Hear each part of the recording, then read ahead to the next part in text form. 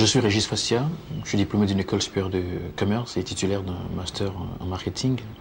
Je suis rentré au Bénin en 1993 et par un concours de circonstances, j'ai été embauché dans une entreprise américaine où j'ai travaillé pendant 1 an. Et c'est fort de cela qu'au bout de quelques mois, j'ai créé Top Chrono en 1995. L'idée elle est venue de façon très très simple. Là où je travaillais était mitoyen à l'UNICEF et ils avaient une logistique extrêmement importante des 4x4 pour faire la livraison de courrier. Et c'est là que je me suis dit, mais plutôt que de mettre en place une logistique aussi importante, pourquoi ne pas créer une entreprise de courrier express? Donc c'est comme ça que l'idée a germé dans ma tête, que j'ai conçu ce qu'on appelle le business plan. Il fallait à peu près 10 millions d'investissements pour démarrer le business. Naturellement, lorsque j'ai fait le tour de toutes les banques, sans aucune exception du Bénin, aucune d'elles n'était favorable à financer mon projet. Pas plus que d'ailleurs les membres de ma famille, parce qu'ils ont tous trouvé que l'idée était absolument inadéquate par rapport à mon environnement. Il était absolument important pour moi de ne pas prendre le risque, du moins l'aventure de la démission.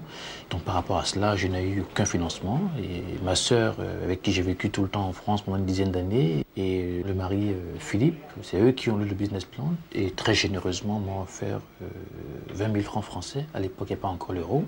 Avec ça, je pouvais acheter 2 vieilles motos, puis une vieille petite voiture, et en même temps mettre en place ce qu'on appelle le besoin en fonds de roulement. Donc par rapport à cela, effectivement, j'ai démarré avec cette Day 2 engins. Très difficilement, ça a fonctionné. Et circonstances faisant, année en année, mois en mois, eh bien aujourd'hui Top Chrono est présente.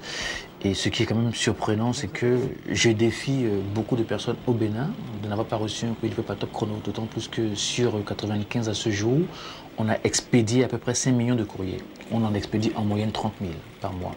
Sans compter le fait qu'aujourd'hui, on est présent au Bénin, on a ouvert au Sénégal, on a ouvert au Burkina, on a ouvert aussi au Togo.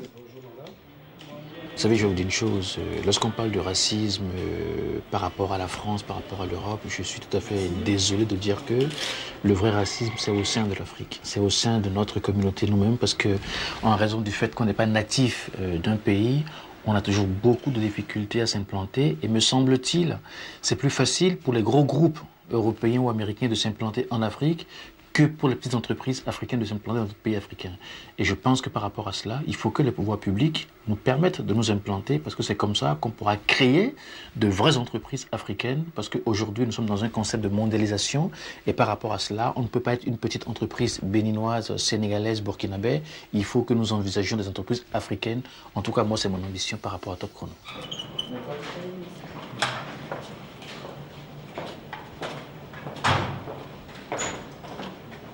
Au départ, nous étions deux personnes. Il y avait moi, plus un chauffeur-livreur et puis une commerciale, donc on était à peu près 3. Et naturellement, ça a pendant très très longtemps été difficile de payer même ces 3 personnes. Et aujourd'hui, 12 ans après, nous sommes plus d'une centaine en consolidé dans tous les pays où nous sommes présents. Quand on vient à Top Chrono, on a tendance à penser qu'il y a des femmes qui y travaillent, mais en réalité, les femmes sont en front office et les hommes sont en back office. Et par rapport à cela, vous savez, je vous dis une chose. En Afrique, c'est peut-être partout pareil, je n'en sais strictement rien. Dans tous les cas, en Afrique, l'intégrité des femmes est absolument remarquable. Je pense que les femmes sont beaucoup plus honnêtes, beaucoup plus intègres. Une fois encore, je m'excuse auprès des hommes. C'est pas du tout une façon je dirais, de décrier la junte masculine. Simplement que, effectivement, au niveau de la motivation, au niveau de l'intégrité, au niveau, je dirais, du savoir se donner au travail, les femmes, en tout cas en Afrique, ont une certaine avance par rapport aux hommes, étant entendu que sur l'ensemble de l'effectif, les femmes représentent à peu près 20%. Donc il ne faut pas non plus exagérer. Il y a peut-être 20 femmes sur 100 personnes aujourd'hui qui y travaillent. Cette semaine, nous avons enregistré 2729 bordereaux utilisés pour la livraison de 3219 plis. Le nombre des instances au vendredi soir était de 28 contre 59 la semaine passée. Nous faisons ce qu'on appelle la messe tous les mardis, au cours de laquelle l'ensemble du personnel est invité à assister au rapport d'activité de l'entreprise. Ça nous permet à tous de voir comment est-ce qu'on a travaillé, qu'est-ce qui a été fait de bien, qu'est-ce qui a été fait de mal, et par rapport à cela, mettre en place ce qu'on appelle des stratégies d'action corrective pour la semaine qui suit. Et cette messe est obligatoire pour tout le monde. Elle dure juste 45 minutes, de 8h à 8h45, et elle est obligatoire pour l'ensemble du personnel, car elle nous permet de démarrer la semaine avec encore plus de motivation et de détermination dans le travail. J'ai accordé une attention particulière aux personnes privées. Lorsqu'ils viennent chez nous et qu'ils ont des moyens relativement modestes, eh bien, on leur fait des réductions. On leur permet parfois d'expédier des passeports, des documents à leurs enfants à l'étranger. Et c'est ce que j'appelle l'entreprise citoyenne. C'est-à-dire que cette entreprise qui se veut aussi au service des concitoyens. Et pour moi, c'est extrêmement important parce que l'objectif pour moi n'est pas de gagner de l'argent sur le dos de toute la communauté, mais simplement d'apporter un service. Et ça aussi, nous voulons le faire et nous savons le faire à Top Chrono. Ok, madame, on s'occupera de vous, hein. D'accord? Nous avons un restaurant d'entreprise où, entre midi et deux, l'ensemble du personnel, dans une ambiance très conviviale, est appelé à manger, à prendre le petit déjeuner. Nous avons un service thé. Bref, nous avons mis en place tout un ensemble de logistique qui permet aux employés, au-delà du stress du travail, eh bien, de se retrouver dans une ambiance très très conviviale. Et c'est cela aussi que nous essayons de promouvoir par rapport à ce que j'appelle la notion d'entreprise famille.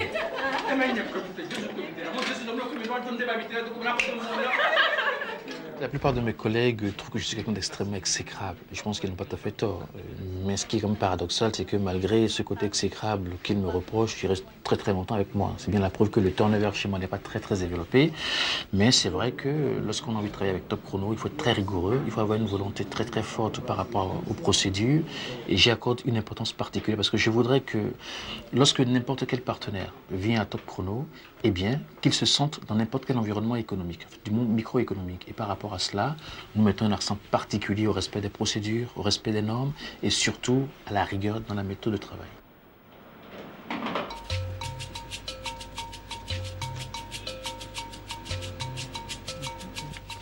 Et alors, comment ça se passe à l'école?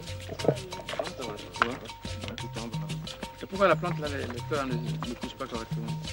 Le jardinage, c'est pas ça, demande à moi. Il n'y a pas de prédisposition particulière à créer une entreprise, pas plus il y a un sexe particulier pour le faire. Et je voudrais dire à tous les jeunes que l'espace francophone est un espace qui a beaucoup d'atouts, c'est des millions de personnes. Et pour peu qu'ils choisissent de rentrer dans leur pays, eh bien, il y a beaucoup d'opportunités qu'ils peuvent, je dirais, avoir. Par rapport à ça, l'exemple Top Chrono en est un, et je voudrais leur dire que personne d'autre que nous-mêmes ne pourront construire notre continent, et pour cela, il faut que nous rentrions chez nous, parce que la jeunesse est porteuse d'imagination, elle est porteuse de créativité, et cette créativité, nous devons la mettre au service de notre continent, l'Afrique, et faire en sorte que, lorsqu'on parle de globalisation, que nous soyons toujours présents.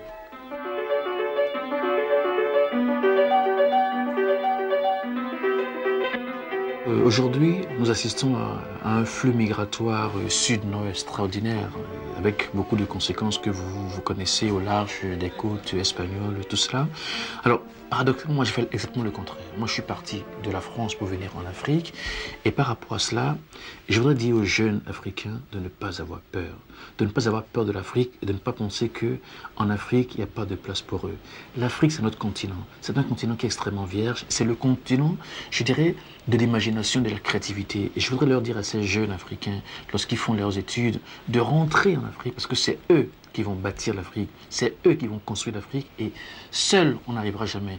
Et l'esprit d'entrepreneuriat n'est pas quelque chose, je dirais, qui soit prédestiné à quelqu'un. Je veux dire, n'importe qui peut créer dès lors qu'il y met de la foi. Je pense que c'est d'abord une question de foi. Et par rapport à cela, je voudrais demander à toutes ces jeunes, à tous ces jeunes qui sortent d'école, qui sortent des universités européennes, canadiennes, peu importe, de rentrer en Afrique et d'apporter, je dirais, de l'emploi à nos jeunes. Lorsqu'on crée 100 emplois en Afrique, c'est 100 familles qu'on nourrit. Lorsqu'on nourrit 100 familles, ça fait à peu près 10 personnes par famille. Pour peu que ces jeunes aient de l'imagination, ils peuvent créer et en créant, ils vont augmenter les richesses africaines et par rapport à cela, nous pourrions un jour sortir de ce développement et prétendre être véritablement un continent émergent.